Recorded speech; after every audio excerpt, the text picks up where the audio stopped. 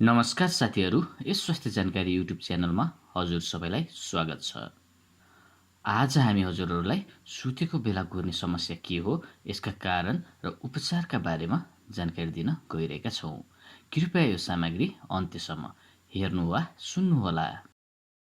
सुतेको बेला धेरैजसो मानिसहरू घुर्ने गर्छन्। हामीलाई लाग्न सक्छ सुतेको बेला घुर्नु सामान्य प्रक्रिया हो।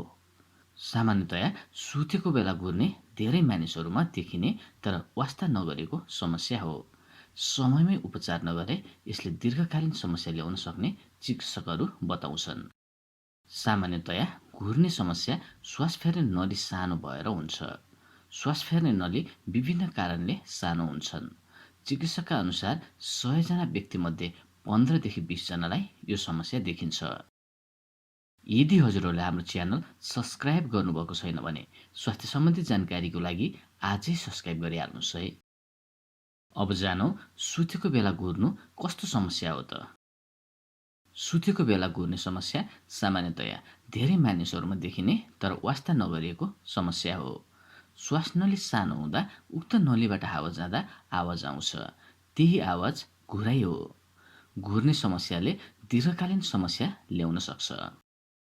अब जानौँ मानिसमा घुर्ने समस्या किन हुन्छ र यसका कारणहरू के हुन्। नम्बर 1, सामान्यतया यो समस्या श्वास फेर्ने नली सानो भएर नै हुन्छ।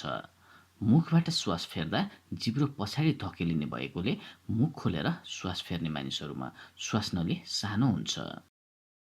नम्बर 2, टन्सिल ठुलो भएमा त्यसले श्वास नली अर्थात् हावा जाने बाटो सानो बनाउँछ, जसका कारण घुर्ने समस्या हुन्छ। नम्बर 4, अनुहारमा हड्डी, माथिल्लो र तल्लो च्यापोहरू सानो भएमा पनि घुर्ने समस्या हुन सक्छ। अब जानौँ घुराइ सामान्य हो या जटिल खालको हो भनेर कसरी छुट्याउन सकिन्छ। घुराइ सामान्य या रोगको रूपमा लिइसकेको हो भनेर छुट्याउन आवश्यक हुन्छ र यो छुट्याउने काम घुराइको मापन गर्ने चिकित्सकहरूले स्लिप स्टडी गर्छन् र यही मार्फत व्यक्तिको घुराइको स्तर मापन गर्न सकिन्छ। अब जानौँ घुराइको समस्या समयमै उपचार गरिएन भने यसले कस्ता जटिलताहरू निम्त्याउँछ। नम्बर 1, सुतिरहेको बेला शरीरमा अक्सिजनको मात्रा कम हुँदै गए विभिन्न जटिलता निम्त्याउन सक्छ।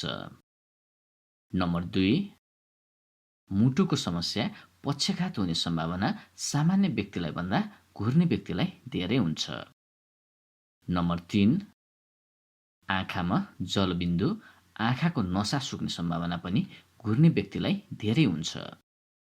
नम्बर 4, प्रेसर, सुगर, ग्यास्ट्रिक जस्ता रोगहरू घुर्ने व्यक्तिमा राम्रोसँग नियन्त्रण हुँदैन। नम्बर 5, घुर्ने व्यक्तिमा यौन इच्छा कम हुँदै जान्छ र यौन दुर्बलता बढेर जान्छ। अब जानौँ घुर्ने समस्याले कुन उमेर समूह वा वर्गलाई बढी सताउँछ। नम्बर 1, सामान्यतया यो समस्या महिलाभन्दा पुरुषमा बढी देखिन्छ। नम्बर 2, 100 जना मध्ये 10 देखि 20 जनालाई यो समस्या देखिन सक्छ। नम्बर 3, 50 वर्ष नागेका मानिसहरूमा यो समस्या आम रूपमा देखा पर्न थाल्छ। नम्बर 4, मोटा मानिसहरूमा यो समस्या बढी देखिन्छ। अब जानौँ घुर्ने समस्या भएका व्यक्तिहरू कुन बेला चिकित्सकको परामर्शमा जानुपर्छ। नम्बर 1, यदि व्यक्ति सुतेको समयमा घुर्छ र श्वास फेर्न समस्या हुन्छ भने चिकित्सकको परामर्शमा जानुपर्छ। नम्बर 2, यदि घुर्ने व्यक्तिको घाँटीमा श्वास अड्केर सुतेको बेला एक्कासी उठ्छ भने चिकित्सकको परामर्शमा जानुपर्छ। नम्बर 3, बिहान उठ्दा घाँटी सुक्खा हुनु, टाउको भारी हुनु र दुख्नु यसका लक्षण हुन्। यदि यस्तो समस्या हुन्छ भने चिकित्सकको परामर्शमा जानुपर्छ। नम्बर 4, यदि घुर्ने व्यक्ति चिडचिड हुने र व्यवहारमा परिवर्तन देखिन्छ भने चिकित्सकको परामर्शमा जानुपर्छ। नम्बर 5, घुर्ने व्यक्तिमा शारीरिक र मानसिक रूपमा पनि असर गर्ने भएकोले चिकित्सकको परामर्शमा जानुपर्छ। अब जानौँ घुर्ने समस्याबाट कसरी छुटकारा पाउन सकिन्छ। नम्बर 1, घुर्ने समस्या औषधि खाएर निको हुने रोग होइन। त्यसैले घुर्ने समस्याले रोगको रूप लिइसकेको अवस्थामा इन्डोस्कोपी गरेर हेर्नुपर्छ।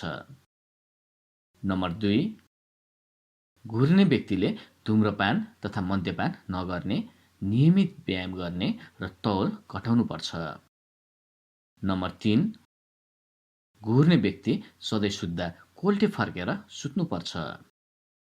नम्बर 4, घुर्ने समस्या जटिल भइसकेको अवस्थामा चिकित्सकले अवस्था हेरेर उपचारको प्रक्रिया अगाडि बढाउँछन्। साथीहरू, यो भिडियो हेरेर साथ दिनुभएकोमा धेरै धेरै धन्यवाद छ। यो भिडियोलाई आफ्ना साथीभाइ तथा आफन्तहरूलाई सेयर भने अवश्य गर्नुहोला ताकि उहाँहरूलाई पनि यो जानकारीका बारेमा थाहा हुन सकोस्। यदि हजुरहरूलाई यो सामग्री मन परेको भए सब्स्क्राइब, सेयर, लाइक र कमेन्ट अवश्य गर्नुहोस्।